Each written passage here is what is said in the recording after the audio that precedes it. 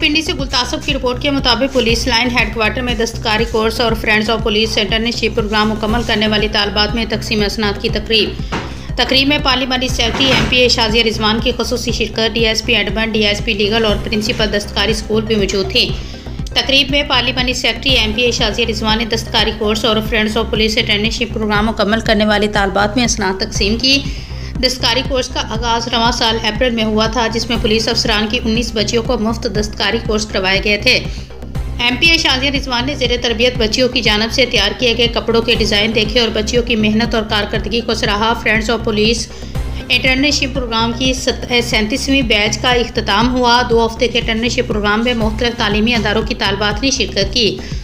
Senior police अफसरान ने तालबात को पुलिस वर्किंग और पुलिसिंग के मुख्तलिफ शोबों पर लेक्चर दिए। इंटर्नशिप प्रोग्राम के तहत तालबात को पुलिस स्टेशन, वर्किंग पुलिस खिदमत मरकज़, फ्रंट डेस्क, मुख्तलिफ पुलिस एप्स, ट्रैफिक पुलिस, कानूनी और अदालती कार्रवाई के बारे में आगाही दी गई और मुख्तलिफ दफातर और यूनिट्स का दौरा करवाया गया।